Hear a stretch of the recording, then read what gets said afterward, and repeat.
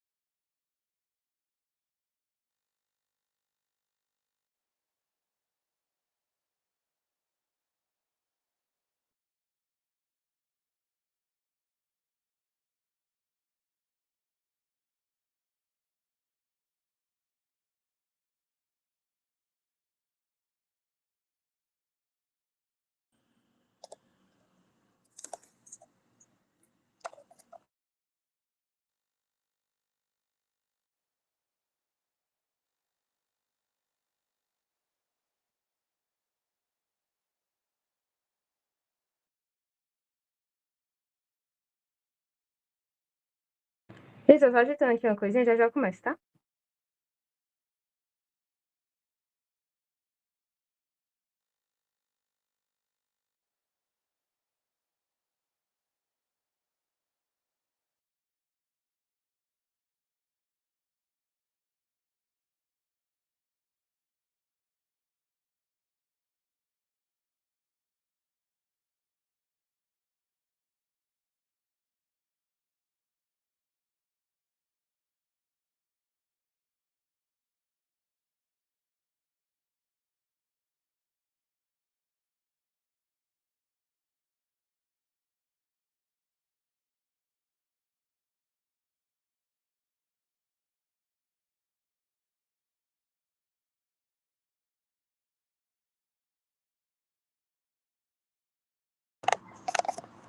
Pronto. Eu não tava conseguindo compartilhar aqui, tive que ligar meu celular. Mas vai dar certo agora a aula. Do slide, né? Que perguntaram. Eu mandei no grupo, eu não sei se a Lara tá aqui. Mas se a Lara puder mandar pro pessoal do S3, ficaria melhor.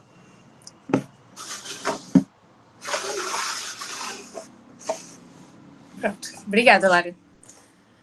Enquanto eu vou começando aqui falando um pouco, então, como eu falei, a gente decidiu fazer essa capacitação, que normalmente todo mês a gente faz na Liga uma capacitação, e agora a gente decidiu fazer aberta, né, para o pessoal das três poder dar uma revisada para a prova, que vai ter agora do módulo de gasto e tudo. Aí, o tema que a gente escolheu foi de disfagia e DRGE, e quem vai dar aula sou eu e a Lívia. A Lívia vai dar parte de DRGE e eu de disfagia. Obrigada, Lara, por mandar o slide. Eu sou a Marina, sou da S4, e agora vou começar a aula, certo? Então, falando um pouco sobre a anatomia do esôfago, para começar a aula. O esôfago, ele é formado, o terço superior dele é formado de músculo estiado, então, e aí vai ter uma inervação pelo nervo glossofaríngeo e o nervo vago. Os dois terços inferiores do esôfago são formados por músculo liso. E a principal inervação vai ser o nervo vago e o plexo miotérico. Aí na foto dá para ver o plexo miotérico, e também tem outro plexo, que é o plexo submucoso, mas ele não é tão importante nos movimentos do esôfago. Ele vai trabalhar tipo, com glândulas, as coisas que ele vai inervar. Mas o plexo miotérico é muito importante na parte motora do esôfago, nessa parte do músculo liso. E aí, os neurotransmissores os neurotransmissores do esôfago que vão participar dessa musculatura do esôfago são a acetilcolina e o óxido nítrico. A acetilcolina é excitatória, então vai favorecer a contração, enquanto o óxido nítrico é inibitório, vai favorecer o relaxamento. E aí, o esôfago ele tem um corpo e também tem o esfíncter esofagiano superior e o esfíncter esofagiano inferior. E eles têm as funções deles, né? Normalmente, o normal é que eles têm um tônus e eles fiquem fechados, não permitindo que tenha refluxo, no caso do inferior, e que tenha conteúdo esofágico na parte respiratória, no caso do superior, mas eu já vou falar disso. Então, geralmente, eles têm um tônus basal, eles devem ficar fechados com uma pressão certa, né? Não muito, nem tanto, nem tão pouco. E aí a deglutição funciona assim. Vai ter a abertura do esfíncter esofagiano superior e vai ter uma onda peristáltica. Então, o esfíncter esofagiano abre quando a gente engole. O esfíncter superior, ele vai abrir e vai ter uma onda peristáltica. Essa onda peristáltica vai encontrar o esfíncter inferior aberto e o alimento vai chegar ao esôfago.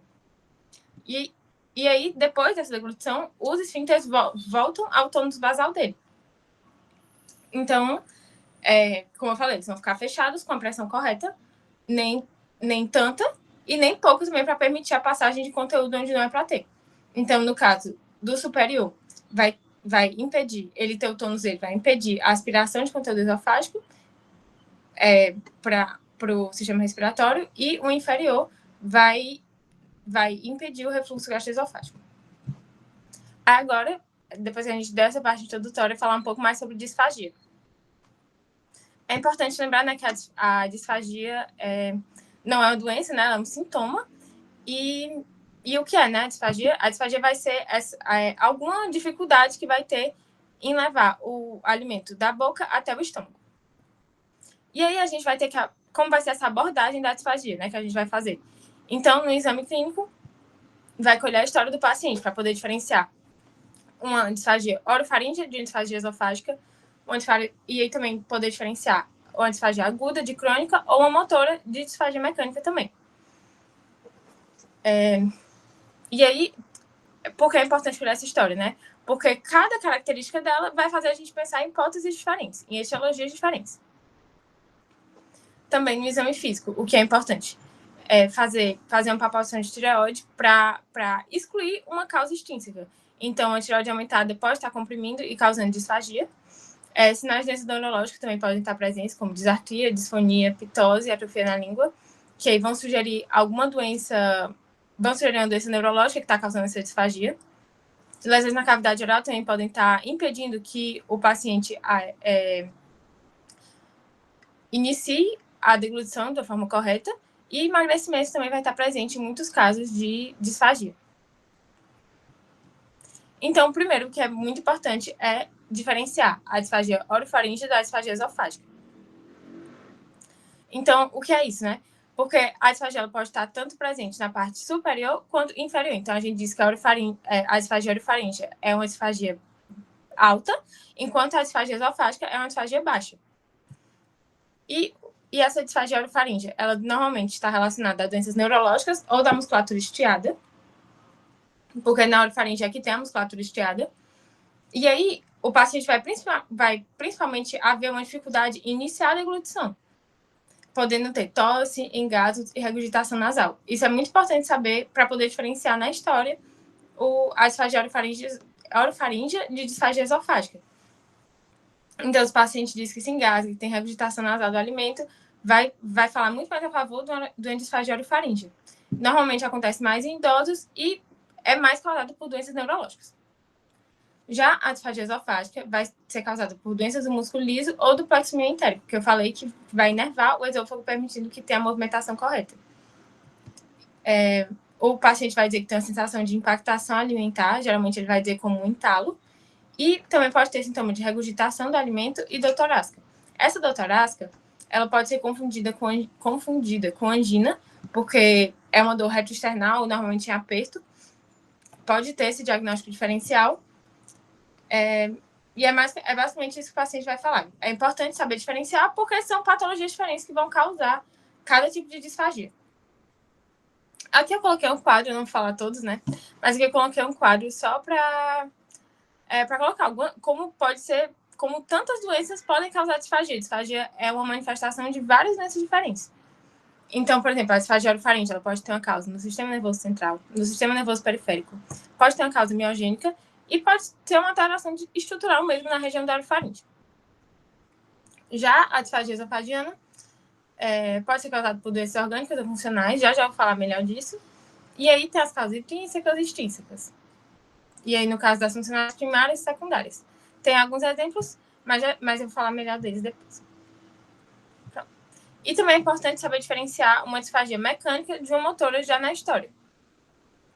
Então, a disfagia mecânica, ela vai ser causada por distúrbios obstrutivos, orgânicos mesmo. Então, tem alguma coisa mecânica que não está impedindo, que está impedindo que o alimento passe corretamente da boca para o estômago.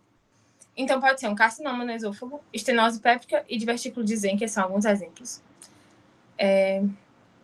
E aí, uma coisa muito importante para poder diferenciar esses tipos de disfagias já na história.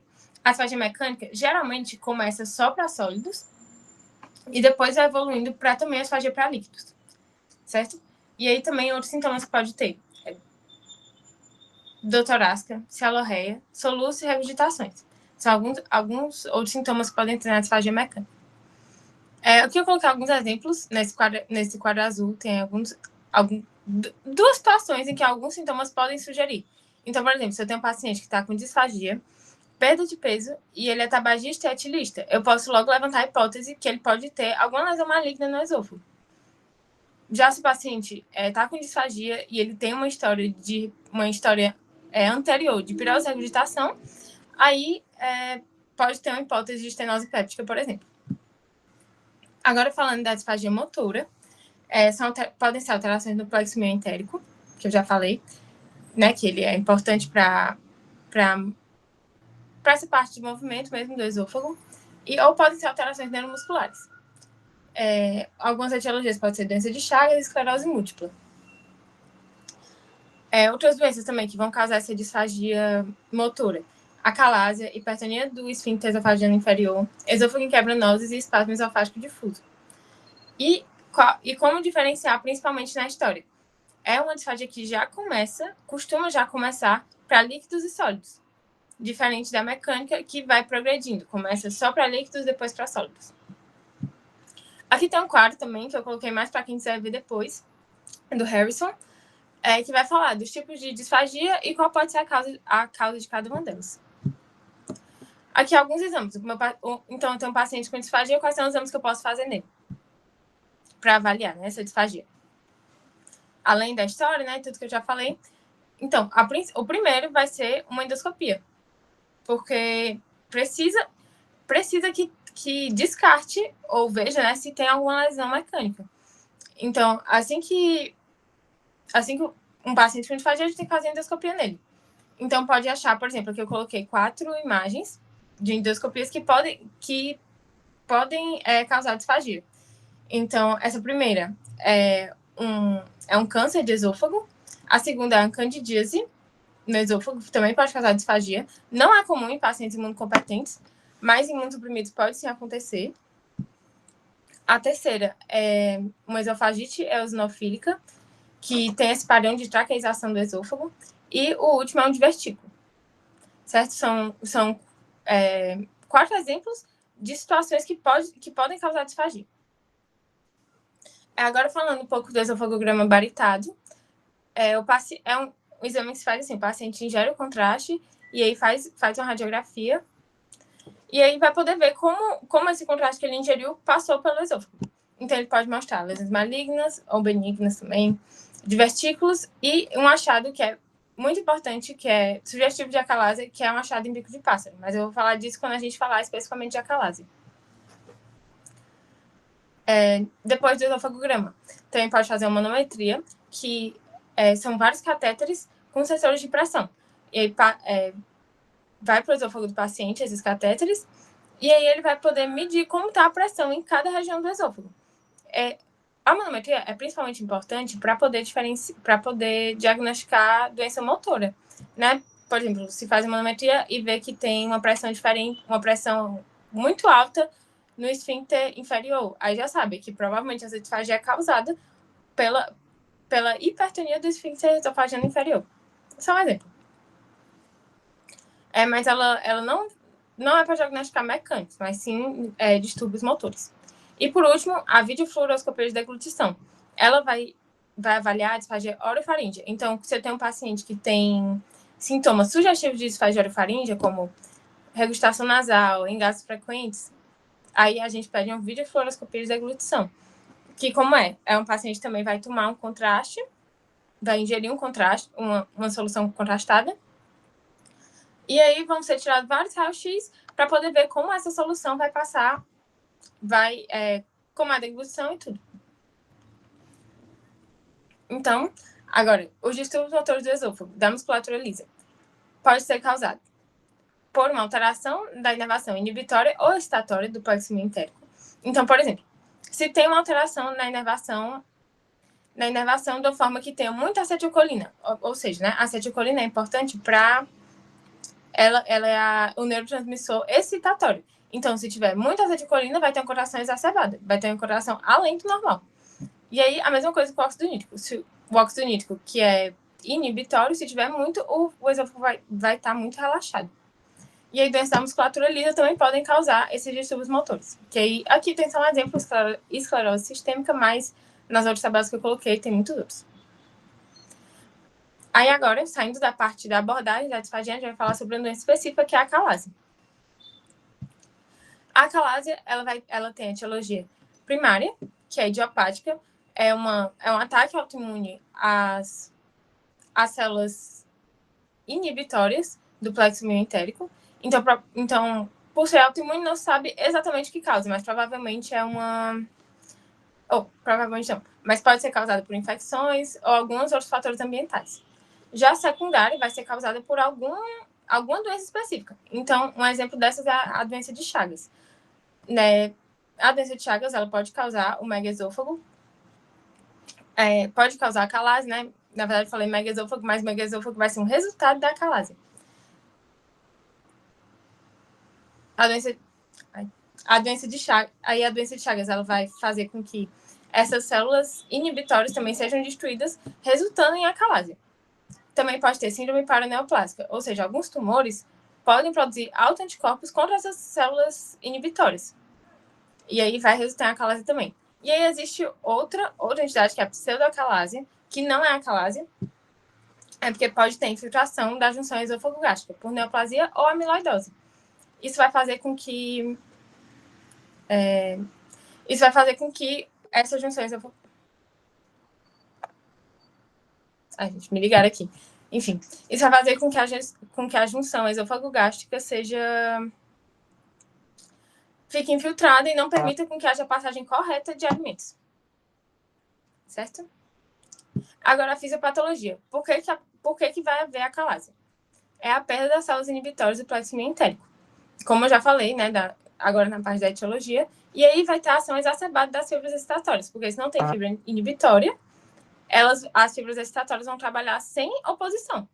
Então, vai ter a peristalse do corpo esofágico e a ausência de relaxamento do esfíncter esofagiano inferior, fazendo com que o alimento fique no esôfago sem passar corretamente para o estômago.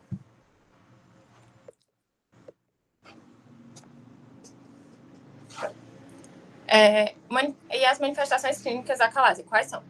É uma disfagia que já inicia para líquidos e sólidos, porque ela é motora, então é uma coisa importante de saber. Na anamnese, o paciente vai falar que é o que é mais comum, né? Já iniciar para líquidos e sólidos. Outra manifestação clínica, perda de peso, regurgitação, dor torácica e pirose. Aí também pode ter pneumonia por aspiração em formas mais graves e um risco baixo de carcinoma espinocelular em pacientes com doença avançada. Tem essa escala de Eckhart que é usada para o tratamento. Se for maior que 3, trato, mas já vou falar disso. Gente, só um minuto, tá? Meu pai tá me ligando, eu vou só atender aqui um minuto.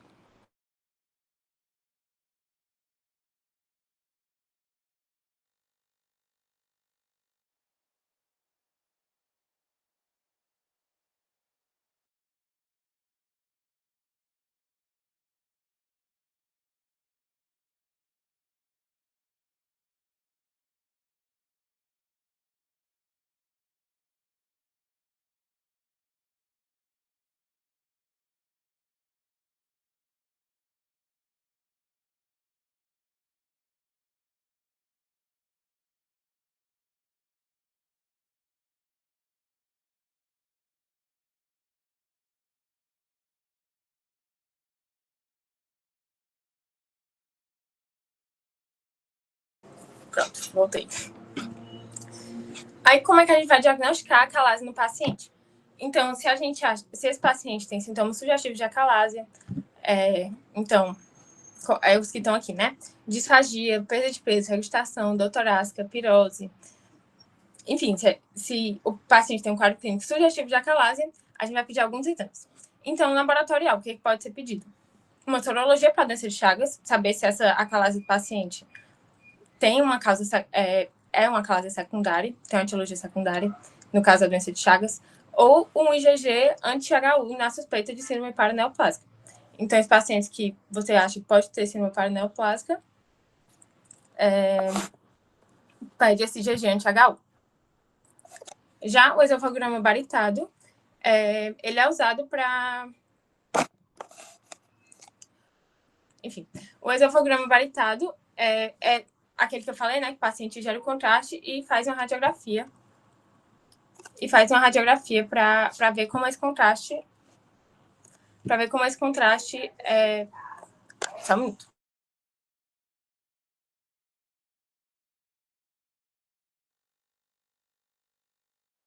Gente, chegou gente na minha casa, nem sabia. Desculpa. O esofagograma baritado é aquele que o paciente ingere o contraste e faz a radiografia para saber como esse contraste passa pelo esôfago do paciente. No caso de acalásia, ele vai mostrar esvaziamento incompleto do esôfago, dilatação esofágica e afilamento da junção esôfago-gástrica. E tudo isso é um achado em bico de pássaro, que é esse que está aí na segunda foto. Também pode ter o que está aí na primeira foto, a dilatação do esôfago com formação de nível aéreo e ausência de contrações peristálticas. Certo? Todos esses achados são sugestivos de esofagograma baritado. Meu Deus, de acalásia. São achados sugestivos de acalásia. Então, é muito importante. Esse achado em bico de pássaro é muito característico de acalásia, que vai estar esse afilamento da junção esôfago-gástrica, porque não vai ter um relaxamento do esfíncter esofagiano inferior, então vai ter esse afilamento, e a dilatação, a montante do esôfago, porque o alimento vai estar lá parado sem conseguir passar. Pronto. Continuando o diagnóstico de acalásia, tem a endoscopia digestiva alta, que ela pode mostrar saliva, restos alimentares, a resistência à passagem do aparelho pela junção esôfago-gástrica. Por que pode ser isso? Porque se o esfíncter esofagiano inferior não tiver relaxamento, vai ser mais difícil do aparelho endoscópico passar passar pela junção. E aí, salivas e restos alimentares, que não é normal encontrar em pacientes normais, não tem. Também pode ter dilatação esofágica e estase alimentar, mas a endoscopia pode ser normal. Então, se eu tenho um paciente com sintomas sugestivos de acalásia e eu faço endoscopia que dá normal, não vai excluir o diagnóstico, não vai excluir, na verdade, a hipótese de acalásia. A endoscopia pode ser completamente normal e o paciente ter acalásia também. Por último, agora falando um pouco da manometria, que é aquele exame que eu falei que usa catéteres de pressão no esôfago. Ela vai mostrar um relaxamento incompleto ou ausente do esfíncter esofágeo inferior. A peristalse, ou seja, as contrações do esôfago, não vão ser peristálticas, que o esôfago precisa que tenha uma contração peristáltica para que o alimento passe corretamente da boca para o estômago. Então, a contração que tem, ela o esôfago se contrai toda de uma vez, não permitindo que o alimento passe corretamente para o estômago. Ou também a ausência de contração, já que as células... ou a ausência de contração também, porque aí fica o alimento parado lá. Por último, o tratamento da acalásia tem 3 opções para fazer. Uma coisa que eu falei. Quando eu coloquei aqui nas manifestações clínicas, eu vou voltar um pouco para falar, eu acho que não falei direito naquela hora, mas aqui, ó, o score de Eckhart, ele vai avaliar quatro parâmetros. Se o paciente tem disfagia, se ele tem regurgitação, se ele tem dor retroesternal e se ele tem perda de peso. Esses 3, se o score dessa escala for maior ou igual a 3, aí o paciente tem que ser tratado para acalásia, certo? Se não, ele fica com sintomas, o tratamento não é indicado. No caso, o score maior ou igual a 3, a gente faz o tratamento. E aí, como é esse tratamento, né? Vou colocar aqui. Opa, passei demais. Então, esse tratamento pode ser um tratamento farmacológico, com nitratos, bloqueadores dos canais de cálcio, inibidores da 5-fosfodiesterase. São 3 exemplos que podem ser usados para o tratamento farmacológico da acalásia. Só que eles, quando vai recitar um tratamento desse, tem que pensar nos efeitos adversos. Eles podem dar hipotensão, cefaleia e tontura. São os principais efeitos adversos que vão ter nesses casos. E aí, no caso do tratamento farmacológico, é um alívio sintomático fugaz e pouco efetivo. Por quê? O paciente é sob demanda, então o paciente vai tomar o remédio quando for se alimentar, e aí vai melhorar um pouco os sintomas dele, mas não é de forma definitiva, e também não é em todos os pacientes que ele vai ser efetivo. Aí, normalmente é usado em pacientes que você não pode fazer outro tipo de tratamento. Em segundo lugar, a terapia endoscópica. São vários tipos de terapia endoscópica que podem ser feitas. Essa primeira aqui é a injeção de toxina botulínica. Então, colocar uma toxina botulínica para que o esfíncter esofágico inferior possa relaxar. Já que as células inibitórias na acalásia são destruídas, fica uma contração exacerbada do esfíncter esofágico inferior, e aí uma opção de tratamento vai ser a injeção de toxina botulínica, para que ele possa relaxar. Qual o problema? Tem recorrência normalmente em menos de um ano, então é a curto prazo, né? Não é alguma coisa que você vai tratar e vai resolver por muito tempo. Então, a curto prazo, e geralmente é escolhido em pessoas que têm expectativa de vida baixa, porque não é algo que vai durar muito. Pode ser feita uma dilatação pneumática com balão também, que coloca um balão na junção esofágico-gástrica e infla, e aí ele vai abrir mesmo o esfíncter. Também, outra opção, essa miotomia endoscópica perioral. Vai fazer uma miotomia, vai cortar uma parte do esfíncter por meio da endoscopia. É uma técnica mais nova, então não sabe quanto tempo ela vai durar, mas a curto prazo ela tem sido efetiva. Então os estudos não sabem, pelo fato de ser uma técnica nova, não sabe quanto tempo dura, né, ainda. Enfim, o principal efeito adverso dessas terapias, das terapias endoscópicas, é a doença do refluxo, que a Lívia até vai falar já sobre DRGE.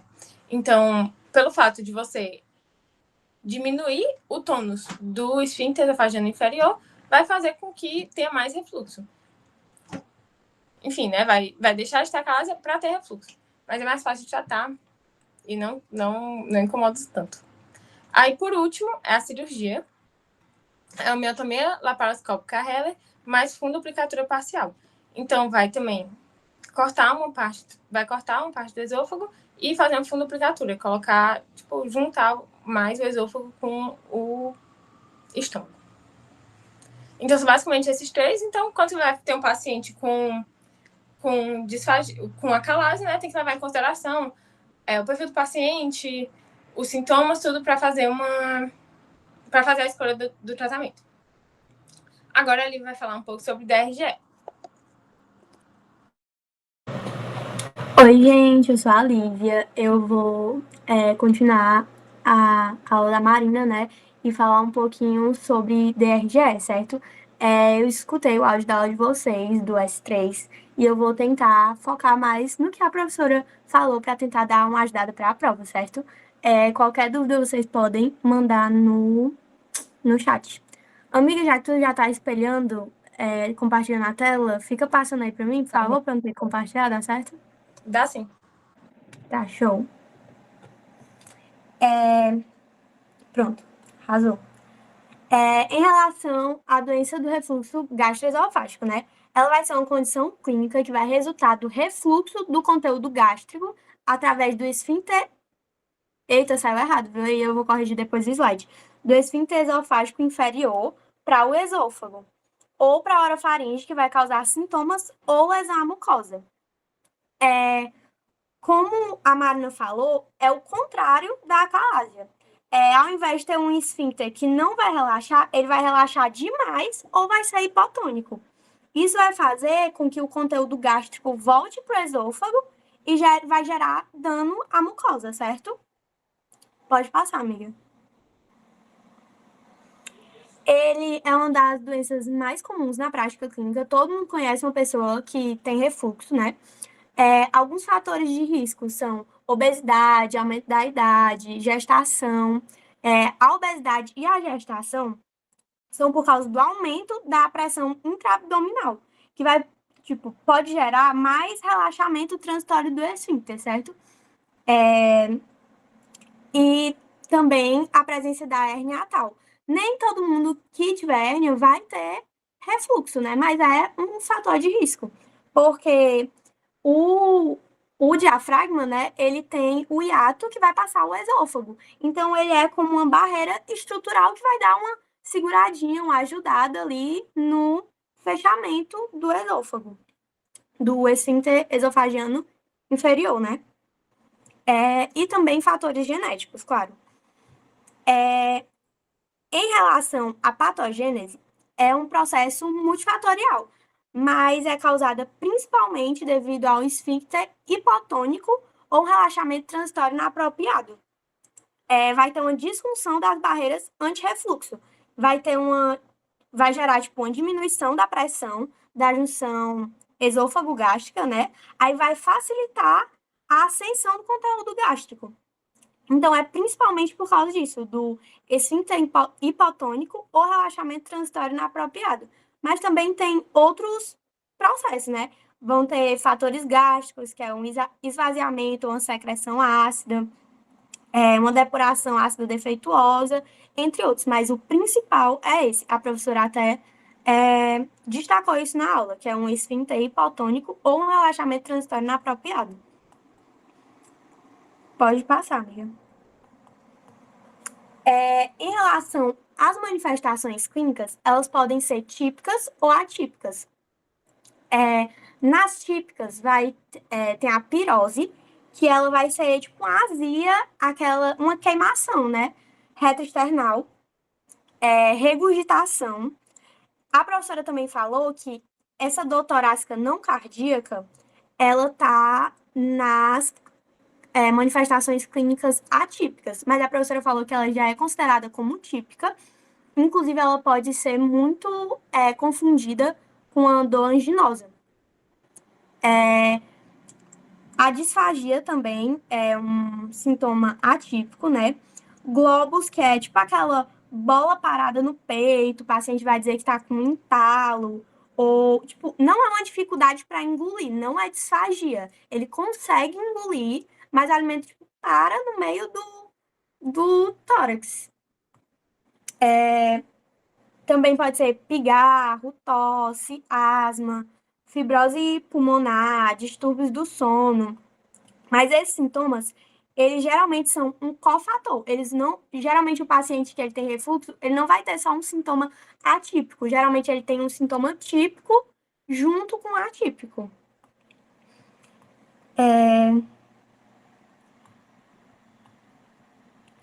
Show. Na apresentação clínica da endoscopia na DRGE, ela pode ser apresentada de 3 formas, né?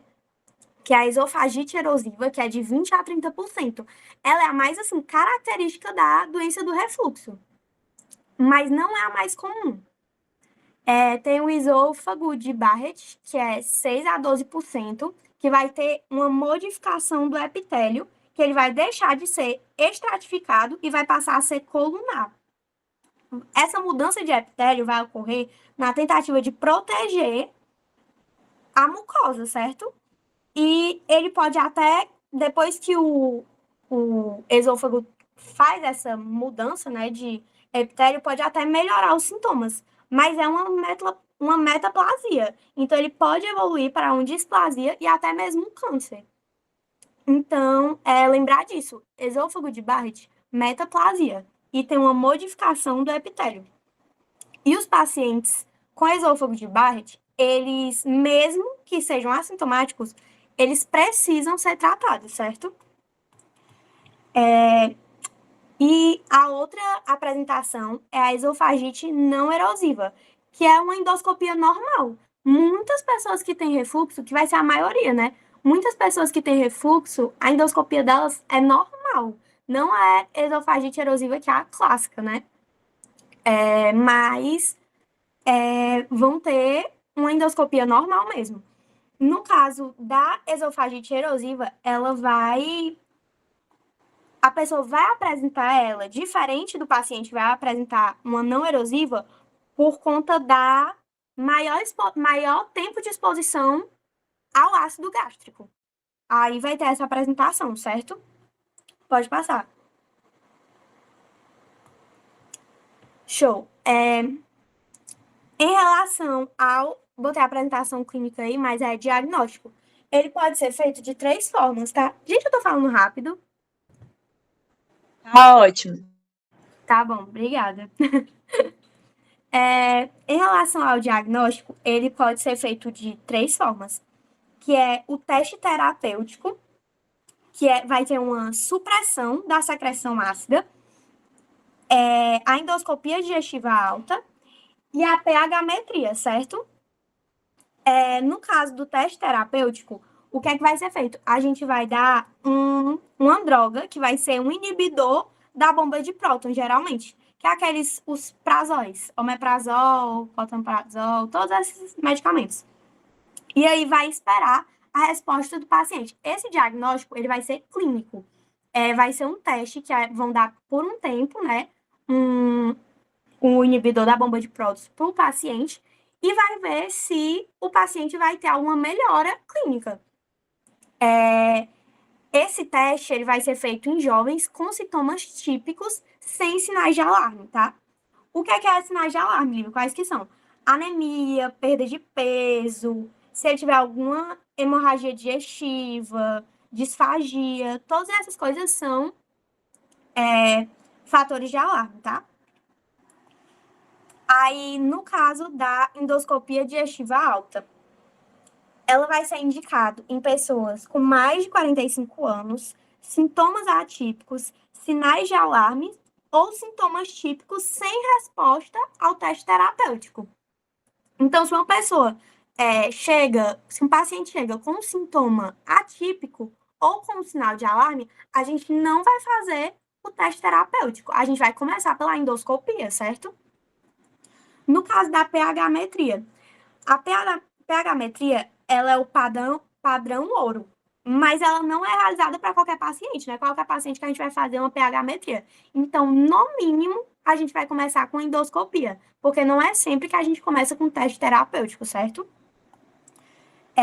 Como eu falei, né? Em caso de paciente ter sinais de alarme ou sintomas atípicos. No caso da pH-metria, a gente vai fazer em pacientes com sintomas atípicos ou sintomas típicos sem resposta ao teste terapêutico e quando a endoscopia não fechar o diagnóstico, né? Então, é isso. Pode passar, amiga. Rapidinho, gente. Tô só vendo aqui minhas anotações pra ver se tá faltando algo, tá? Pra falar pra vocês.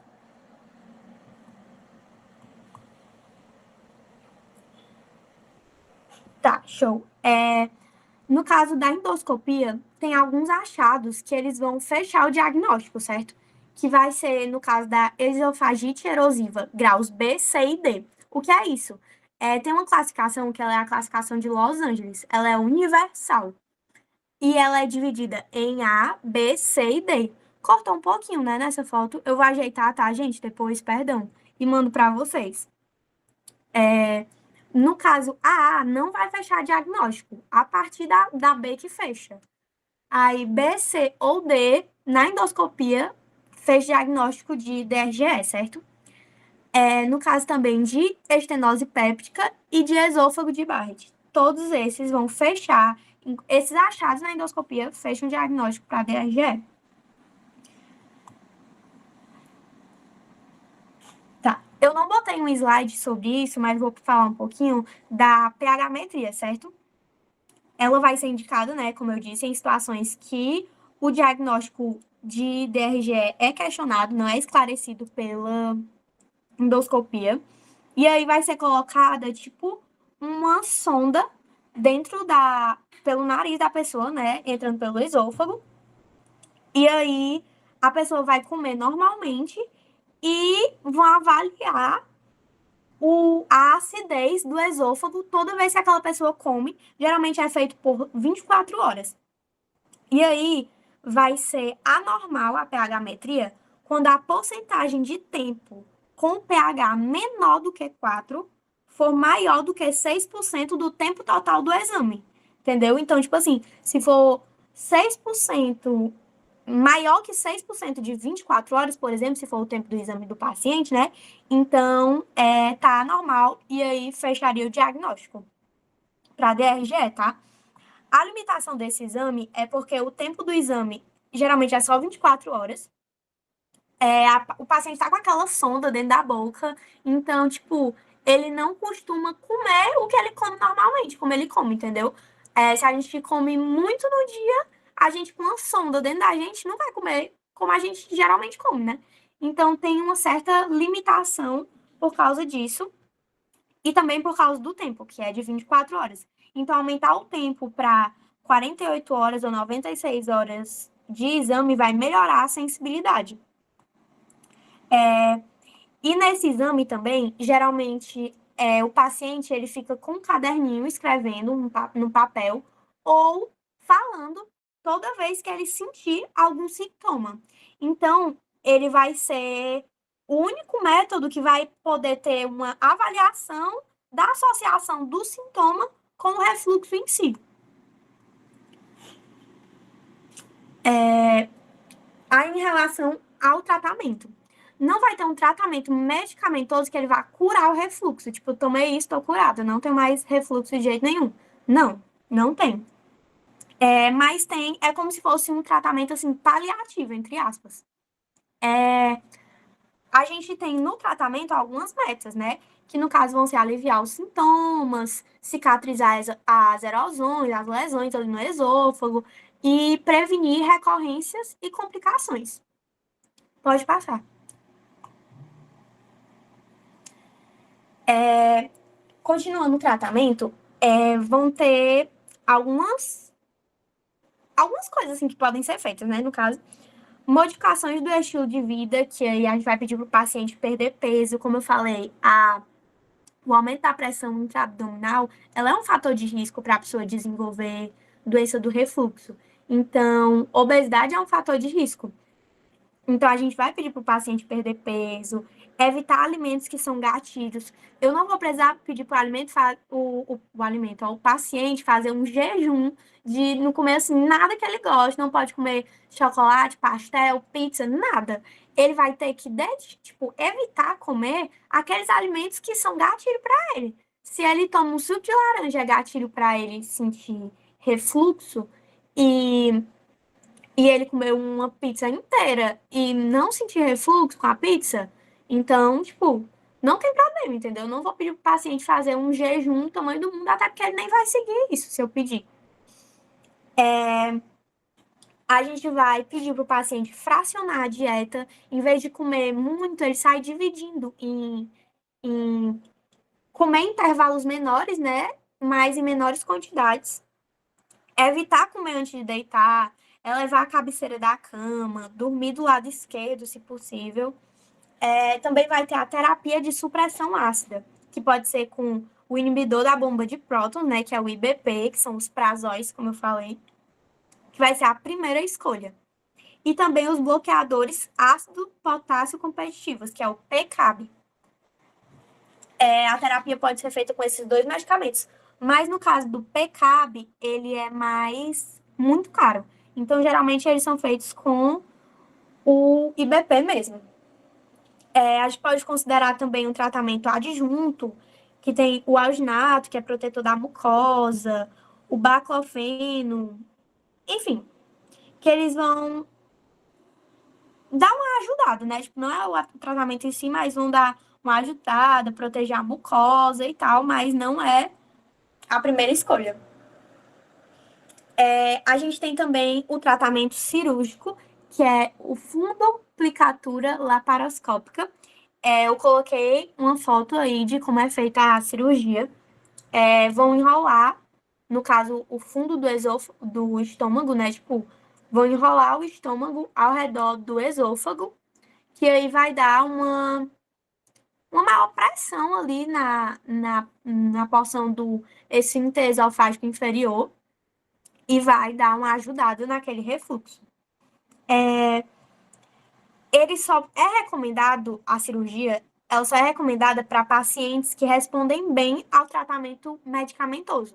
É diferente de muitas outras doenças, né, que geralmente a gente faz a cirurgia quando o paciente não responde bem ao tratamento medicamentoso. No caso desse, paciente só vai responder bem à cirurgia se ele estiver respondendo bem ao tratamento medicamentoso. Mas não é para todo mundo que é indicado fazer a cirurgia.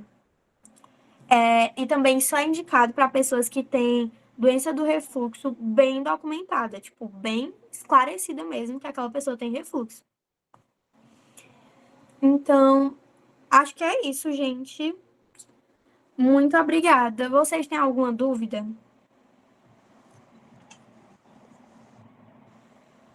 Não?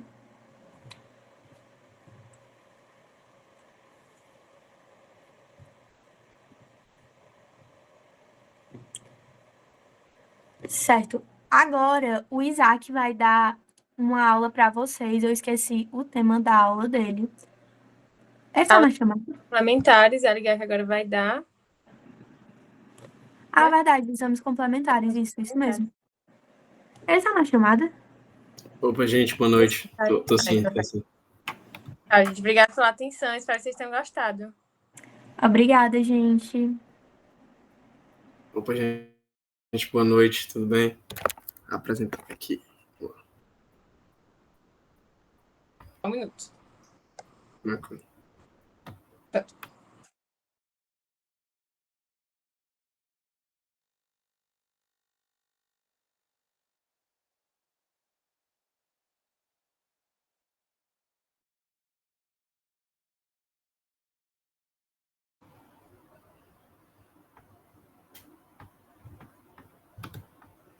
Pronto, gente, vamos lá.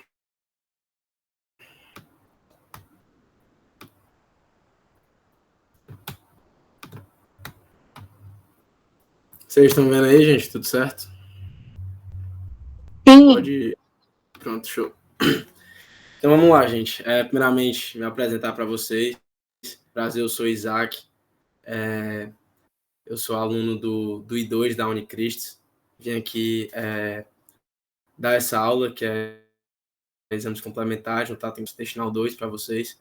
E vamos aí discutir qualquer dúvida que vocês precisarem. A gente está aqui à disposição para vocês, tá bom? Eu peguei da aula do professor os prints mesmo dos exames de imagem que ele colocou, porque normalmente quando eles costumam colocar as coisas na prova, eles colocam as imagens que ele cobra nas aulas também. Então a gente aproveita e dá uma discutida aqui, e o que vocês tiverem dúvida, vocês avisam aí para mim. Vamos lá. Primeiro, esse slide, né, que ele colocou, ele começa falando da doença do refluxo gastroesofágico e das doenças do esôfago. Ele inicia falando desses sinais de alarme associados à doença do refluxo gastroesofágico. E aí existem esses sinais, que é a disfagia, a osnofagia, perda de peso, sangramento gastrointestinal. Tem até um mnemônico que o pessoal faz para decorar esses sinais de alarme, que é como dispéfisis, que aí é o D é de disfagia, o I é de icterícia, o S é de sangramento, o P é de perda de peso. Depois eu vou colocar no chat para vocês verem mais ou menos, e é uma maneira da pessoa decorar essa maneira dos sinais de alarme do refluxo gastroesofágico, que deixa de ser a doença e pode ser um provável síndrome neoplásica, um câncer, alguma coisa assim do tipo. E aqui a imagem que ele coloca da DRGE, ele também fala do CA de esôfago. O CA de esôfago, assim como a gente teve na aula passada, o CA de esôfago é um grande diagnóstico diferencial da acalásia, que eu vou mostrar o exame de imagem, que já foi mostrado também, que é o que? O paciente ele vai relatar uma disfagia. Só que qual a diferença do CA de esôfago para a acalásia na clínica? É que o CA de esôfago, a evolução dela é um pouco mais lenta. Desculpa, é um pouco mais rápida. A acalásia é uma evolução um pouco mais lenta. Existe a estenose e a amonilíase, e a esofagite eosinofílica, que quando ele foi dar a aula dele, ele frisou e disse que era importante, que eu também dei uma escutada no áudio, né, para ajudar vocês. Ele frisou e disse que era importante, que gostava de cobrar em prova, essa esofagite eosinofílica. Falando um pouco da esofagite eosinofílica, ela normalmente é o paciente que tem um histórico familiar já, o pai teve, o avô teve um histórico de esofagite eosinofílica, desculpa. E o paciente também tem um histórico de atopia. O que é isso? O paciente ele tem um histórico de alergia, ácora, coisas do tipo, tem um histórico de asma alérgica. E aí, como é que a gente vai identificar na endoscopia, que é o que a gente está vendo aqui?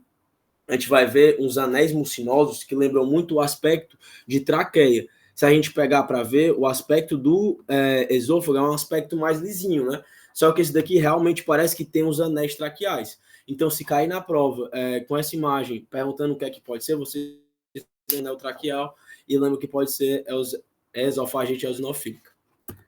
Vamos continuar aqui. Pronto, agora falando um pouco do esôfago baritado, que é o que já foi comentado na passada, então vamos falar um pouco mais rápido também, que é falando o quê? O que é que acontece? O nosso esôfago, ele é formado pelo plexo, o principal plexo do esôfago é o plexo de Auerbach. E o que é que acontece? Quando a gente tem acalásia, esse plexo de Auerbach, o esôfago, ele consegue trazer o alimento da via aérea superior para o estômago por meio de contração.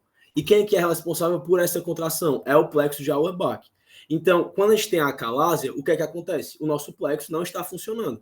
Então, as coisas não contraem.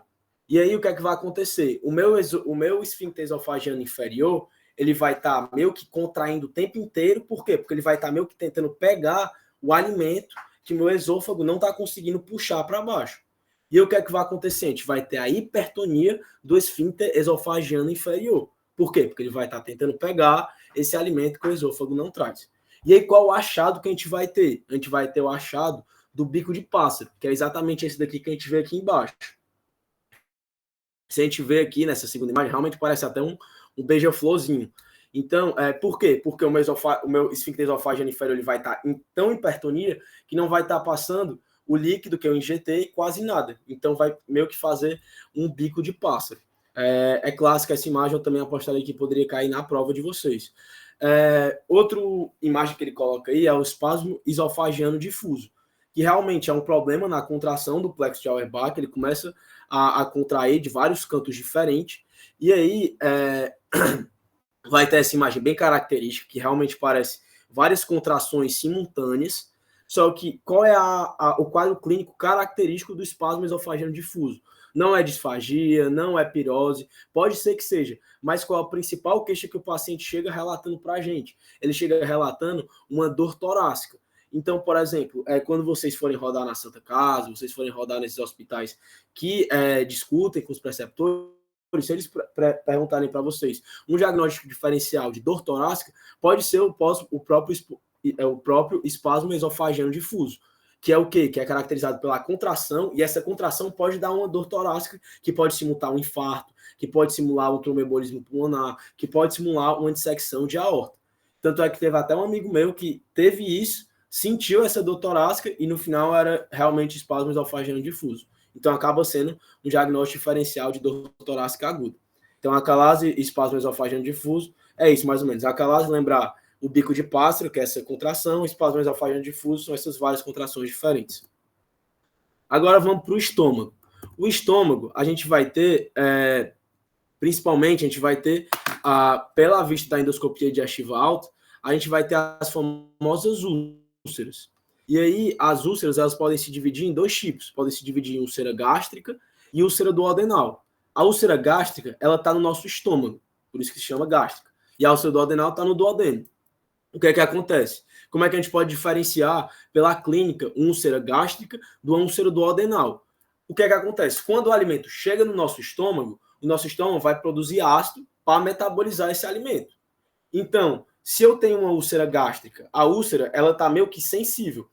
Se eu tenho uma úlcera no estômago e o alimento está passando por lá, o estômago vai começar a produzir o líquido para metabolizar o alimento, e aí esse líquido, que é ácido, vai pegar na úlcera e vai causar dor. Então, a grande característica da úlcera no estômago é aquela úlcera que causa dor ao se alimentar.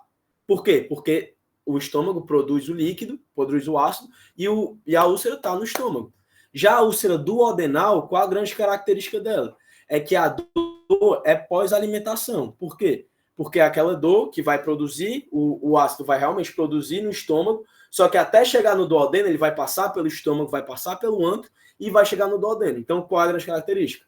Úlcera gástrica é na hora de se alimentar e úlcera duodenal é após se alimentar, mais ou menos umas 2 horas após. Assim a gente pode diferenciar na hora da prova, uma da outra.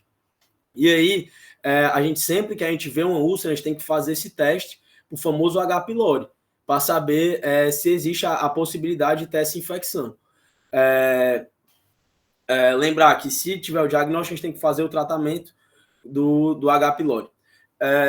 Lembrar que sempre que tiver uma úlcera gástrica, a gente tem que biopsiar, porque existe a possibilidade de ser neoplásico, beleza?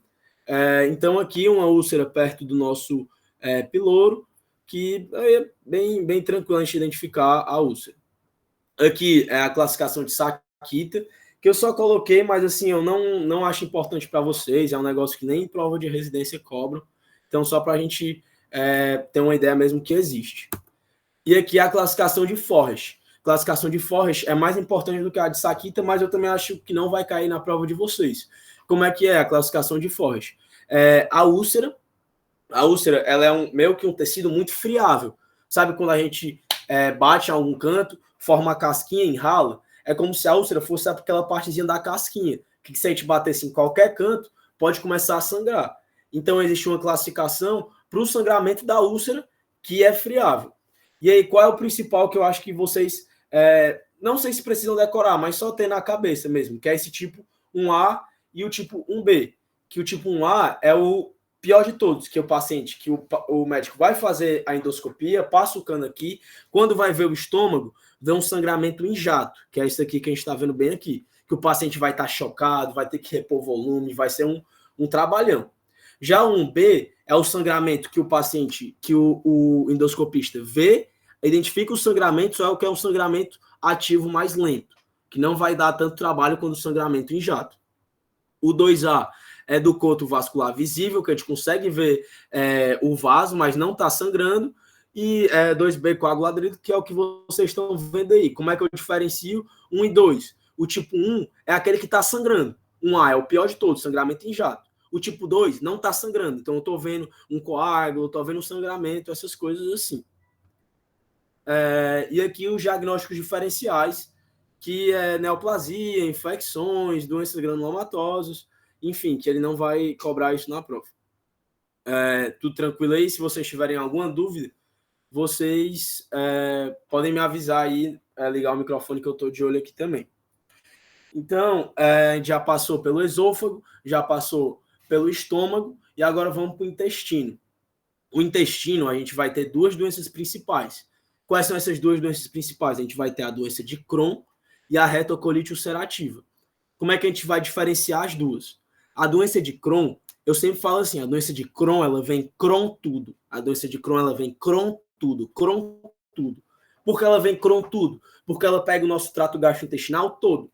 Então, ela vai sair do meu ânus e vai até a ponta da minha boca, até os meus lábios, para causar afta. Então, a doença de Crohn, ela pode acometer todo o nosso trato gastrointestinal. Pode acometer colo, pode acometer ilho, duodeno, estômago, esôfago, tudo. Ela vem Crohn tudo, ela pega tudo. Já a retocolite ulcerativa já fala pelo nome, ela pega reto e colo. Então, ela só vai pegar a parte do meu reto e vai pegar só o meu cólon, principalmente o meu cólon sigmoide. Então, a doença de Crohn vem Crohn tudo, pega tudo. Retocolite ulcerativa pega o reto e o colo, principalmente o cólon sigmoide, beleza? Então, por exemplo, se a gente vê uma doença do intestino, que o paciente vai ter diarreia, vai ter perda de peso, e tu identifica que é no meu ilho, eu vou saber que é o quê? Que muito possivelmente é uma doença de Crohn. Por quê? Porque a retocolite ulcerativa, ela só pega reto e colo. Então, a gente já fica meio que identificando por isso. Então, vamos lá. Esse primeiro exame que a gente faz aqui do intestino é a endoscopia digestiva alta. Então, que nem eu falei para vocês, a endoscopia digestiva alta, ela vai até mais ou menos aonde? Ela vai até, no máximo, a minha primeira, segunda porção do duodeno. Então, eu não vou conseguir descer até o meu reto colo para ver a minha retocolite. Então, se eu tenho uma alteração que é sugestiva de doença de Crohn ou retocolite ulcerativa, na minha endoscopia digestiva alta, eu já vou supor que é o quê? Doença de Crohn. Por quê? Porque a doença de Crohn vem Crohn tudo, pega tudo. A retocolite ulcerativa só pega reto e cólon. E a endoscopia digestiva alta só vê esôfago e estômago. Então, se eu tenho uma alteração na minha endoscopia, eu vou suspeitar que é uma doença de Crohn. Então, aqui, as alterações características da doença de Crohn que a gente pode ver nessa imagem aqui. Aí, no caso, a colono. A colono é aquele exame que a gente vai pegar uma câmera e vai realmente inserir no ânus do paciente, vai subir, vai para o reto e vai para o cólon no geral. E aí a gente pode perguntar, né? A colono, ela pode tanto identificar tanto a retocolite ulcerativa como a doença de Crohn. Tartaruga raivosa, deixa eu ver aqui. Mas acometido pela doença de Crohn? Tem sim. A doença de Crohn é cometida na parte do ilho terminal e do seco. Vocês lembram quando o intestino delgado é formado por duodeno, jejum e ilho? Essa parte final do ilho terminal, que ele deixa de ser intestino delgado e vira intestino grosso, essa é a parte principal que a doença de Crohn pega. Ilho terminal e o seco. Beleza? Acho que é isso aí. Então, vamos continuar. Eu fiz a colonoscopia. A minha colonoscopia pode tanto mostrar uma retocolite ulcerativa, porque pega reto e cólon, como uma doença de Crohn, que vem Crohn tudo.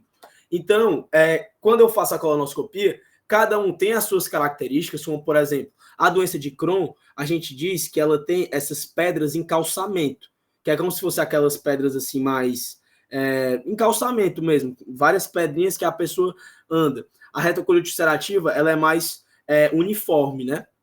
A gente pode diferenciar por isso, mas na maioria das vezes a gente diferencia pela biópsia. O colonoscopista pega uma partezinha, leva para o estudo, desse estudo, vai ver qual a diferença de retocolite ulcerativa e doença de Crohn. Mas o que a gente pode ver pela colonoscopia, que eu também acho que pode cobrar, por exemplo, uma imagem dessa da doença de Crohn. Qual a grande qualidade da doença de Crohn? Pedras em calçamento. Um negócio que a gente nem consegue identificar o que é uma coisa, o que é outra, é bem desregular, heterogêneo. Já a retocolite ulcerativa é bem mais uniforme, então a gente consegue diferenciar por esses dois mais ou menos. Vamos lá, continuar. E aqui, aí vocês podem perguntar também, né? Tipo assim, beleza, Isaac.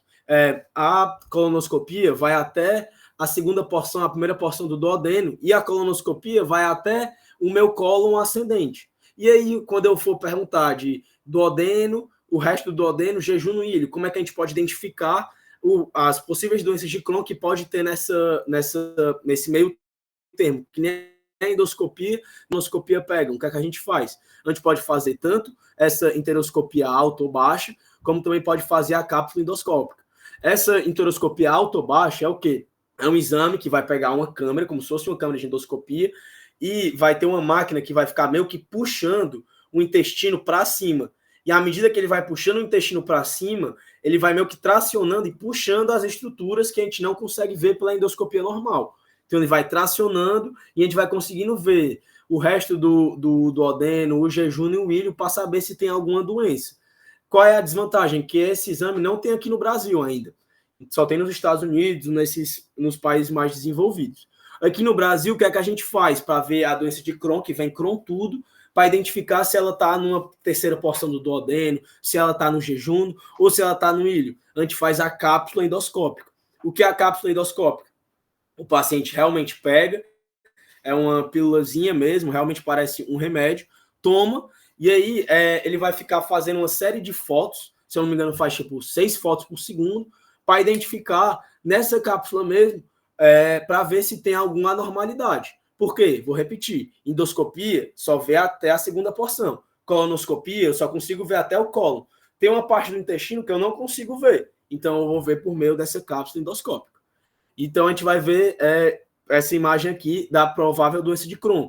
Só lembrando, eu vou fazer a cápsula endoscópica para ver o quê? Para ver a doença de Crohn. Porque a doença de Crohn vem Crohn tudo, pega tudo. A retocolite ulcerativa eu não preciso fazer. Por quê? Porque eu consigo dar o diagnóstico da retocolite ulcerativa só pela colonoscopia. Por quê? Porque a retocolite ulcerativa só pega reto e colo. Beleza? Então, cápsula endoscópica e a enteroscopia alta ou baixa, a gente pode fazer esse diagnóstico diferencial dessas doenças do intestino delgado. E aqui algumas diferenças, né, da doença de Crohn e da retocolite ulcerativa.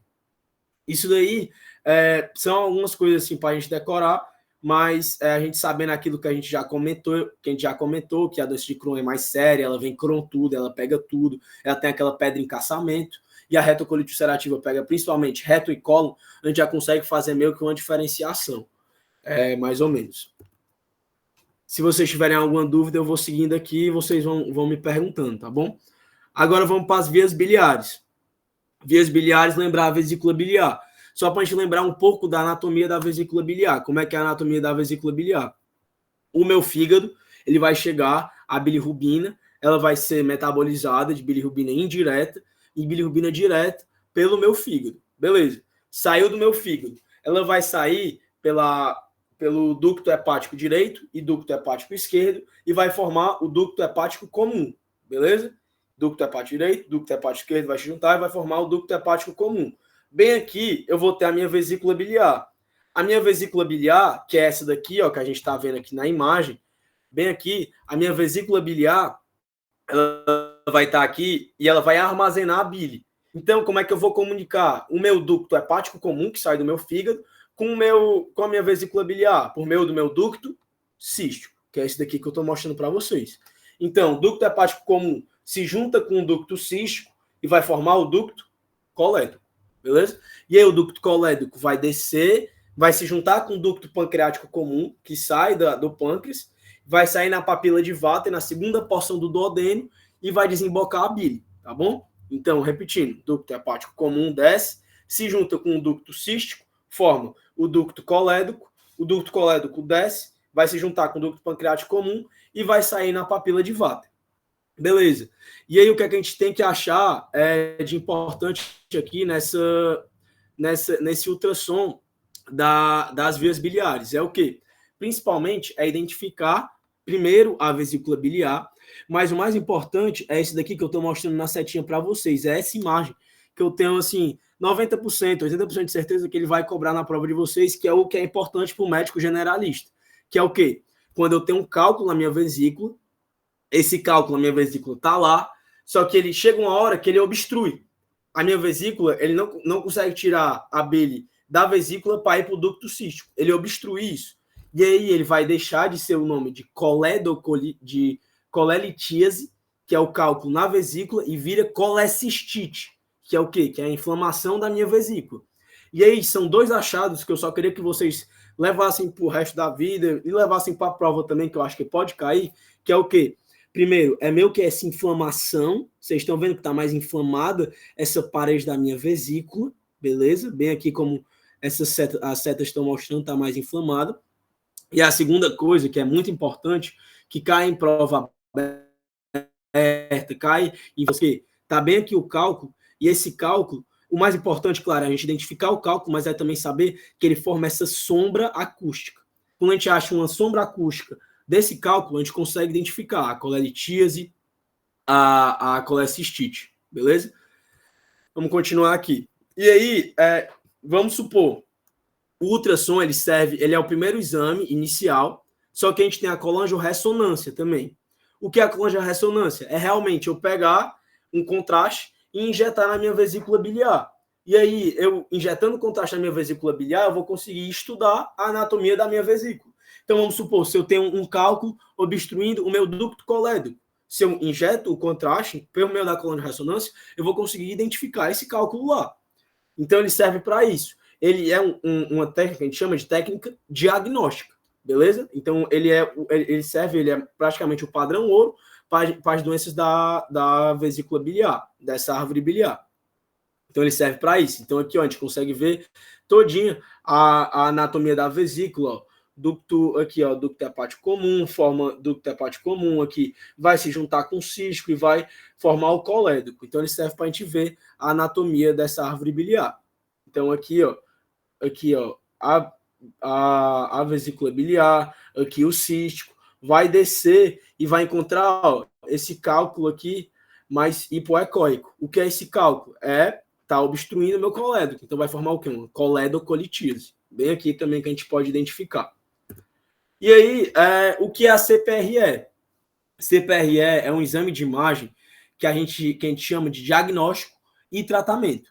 Então, vamos supor, chega um paciente lá na Santa Casa para vocês discutirem, e aí esse paciente ele chega com aquela famosa tríade de Charcot, que vai ter febre, icterícia, do abdominal.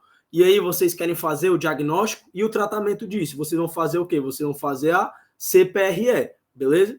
A CPRE é como se fosse uma cápsula na endoscopia que vai descer e vai chegar até a minha segunda porção do duodeno, na frente da minha ampola de Vater, e vai soltar um fio-guia, e esse fio-guia vai subir até a minha anatomia da minha vesícula biliar, até o meu ducto colédoco, para destruir esse meu cálculo, beleza? Então, a CPRE, ela tanto é diagnóstica, porque eu vou injetar o contraste para ver onde é que está a anatomia, como também terapêutica, que eu vou passar o fio-guia para destruir o cálculo. Então, é um bom exame para isso. Então, aqui, ó, a gente consegue ver, aqui não é a anatomia da via biliar, tá bom? Aqui é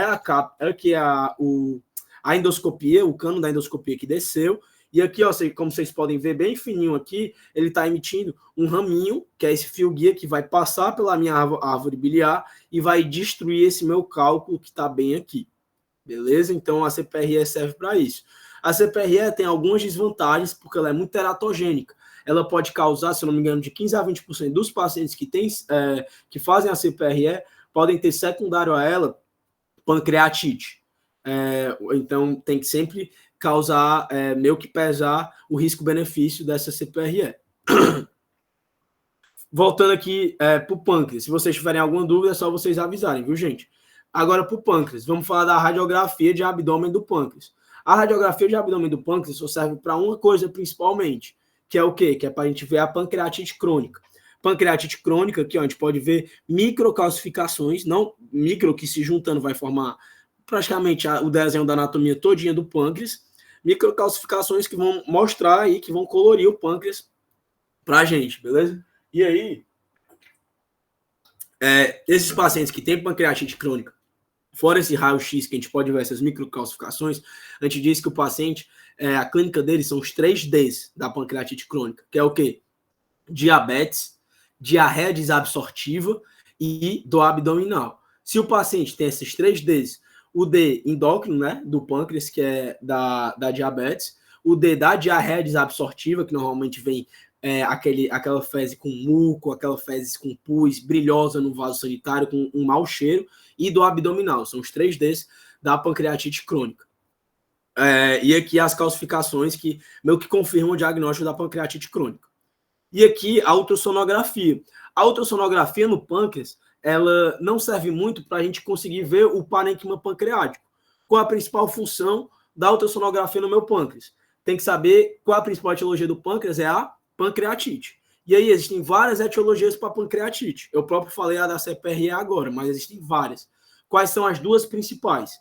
Primeira, a alcoólica, e a segunda é secundária a um cálculo. Por quê? Porque, como eu expliquei para vocês, o meu cálculo saiu da minha vesícula biliar, passou pelo meu cístico, se juntou com o meu ducto hepático comum e foi para o colédoco. E o meu colédoco vai se juntar com quem? Com o meu ducto pancreático comum. Então, vamos supor que o cálculo desceu o colédoco e obstruiu bem o meu ducto pancreático comum, onde eles se comunicam. Vai fazer a pancreatite. Então, qual é a principal função, a gente pode se dizer, da ultrassonografia na pancreatite? É o quê? É identificar a etiologia, a causa dessa minha pancreatite, para saber se é ou se não é biliar. Porque vamos supor, eu fiz a ultrassonografia, não vi cálculo nenhum no meu ducto.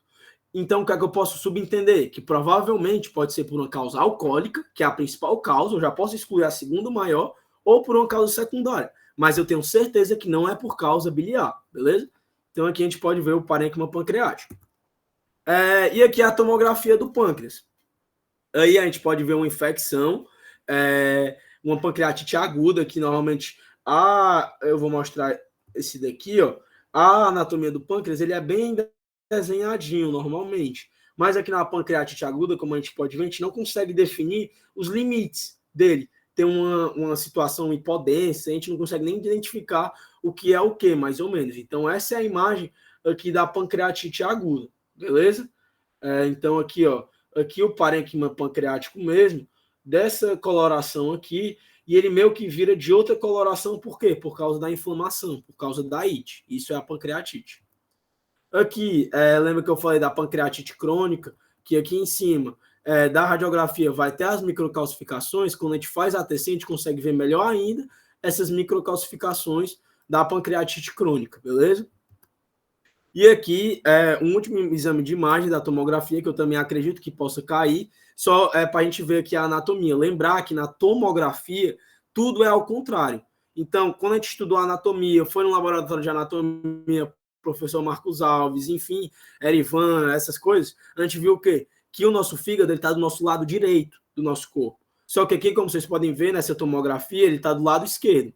Então, tudo na tomografia é ao contrário. Então, ó, aqui está o meu pâncreas, aqui é a cauda dele. E bem aqui, ó, deixa de ter a homogeneidade normal que o pâncreas tem. E aí ele começa a ter o quê? Uma estrutura,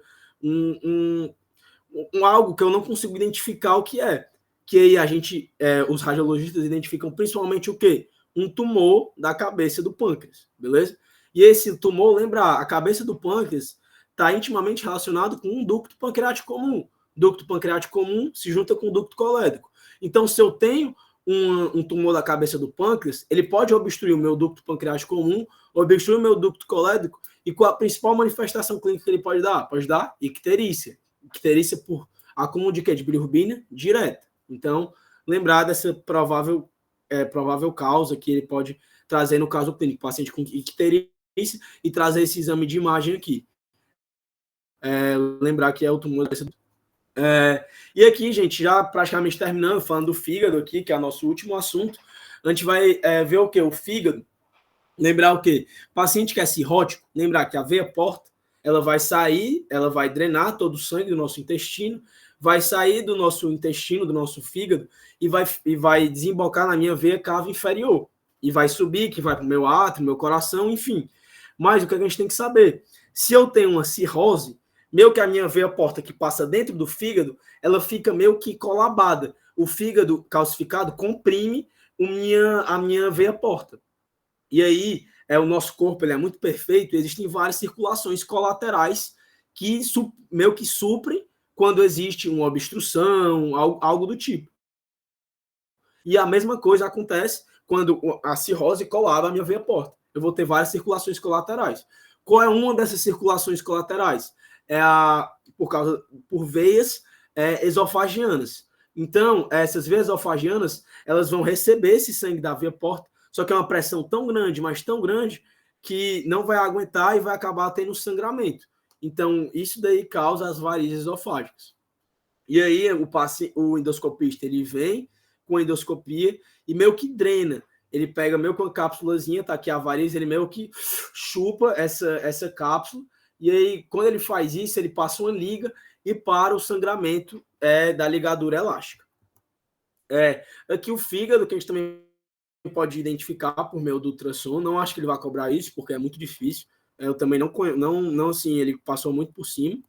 Aqui as causas, que pode ser por esteatose, hepatite B. Existe um mnemônico de cirrose, que é o que a gente fala vida. Vida, que é o mnemônico de cirrose, que é o quê? V de vírus, B e C, que a gente sabe, vírus da hepatite B, vírus da hepatite C. O I, de meio que, como é que é? Eles falam, meio que o ataque da gordura, que é a NASH, né? Que é a esteatose metabólica, VI. O D é de doenças, tanto do cobre como do ferro, que a gente chama da doença de Wilson e a hemocromatose, que é a doença do ferro.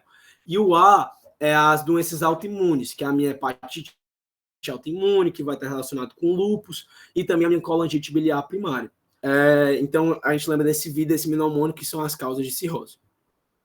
E aqui, acho que é mais ou menos a última imagem que eu vou mostrar para vocês, que é o fígado, quando ele é o carcinoma hepatocelular, que é a principal, meio que a consequência da cirrose, é o carcinoma hepatocelular. E aí, o que é que acontece? Para a gente identificar o diagnóstico do carcinoma hepatocelular, principalmente não é por biópsia, é pela ATC. O que é que acontece? A minha tomografia, quando a gente fala assim, foi a tomografia com contraste. O contraste é para a gente ver realmente as auras que realçam. Então, vamos aqui para a imagem. Ó. Vocês estão vendo o fígado.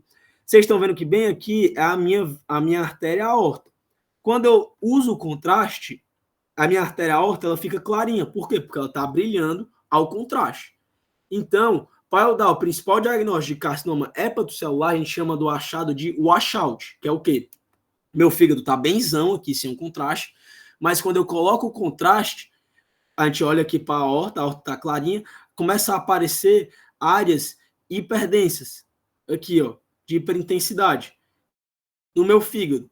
E esse achado de hiperintensidade no contraste arterial, que é quando reflete a aorta, a gente chama de washout, que é patognomônico do meu carcinoma hepatocelular, que é o principal carcinoma do fígado.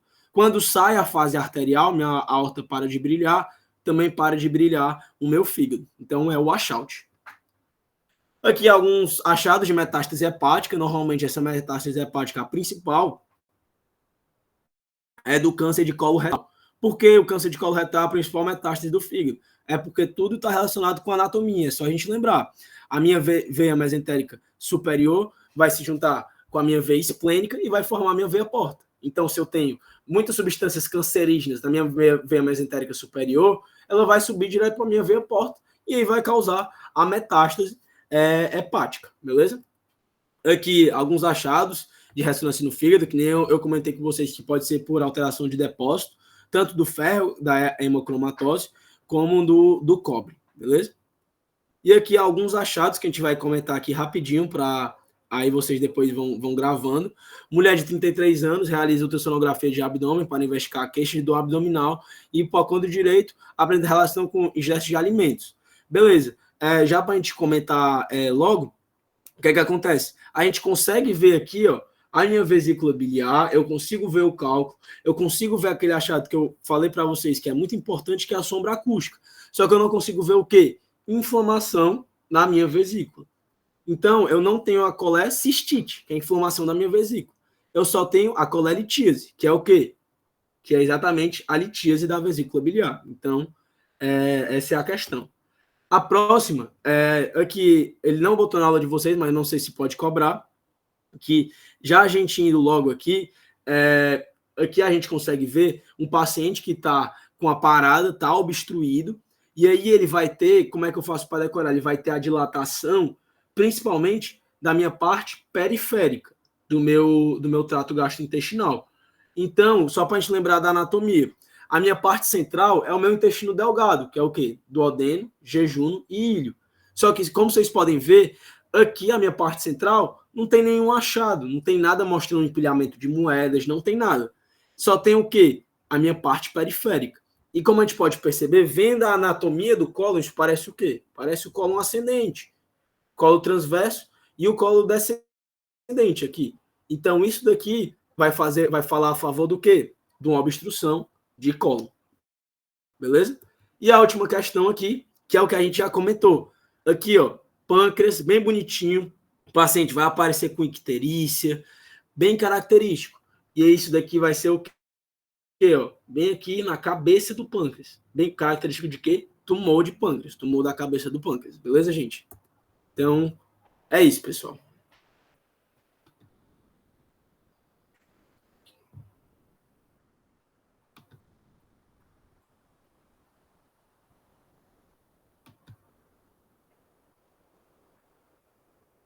Aí, gente, qualquer coisa que, se vocês precisarem aí, vocês avisam aí, fala com o pessoal da Liga, que a gente está aqui à disposição de vocês, tá bom?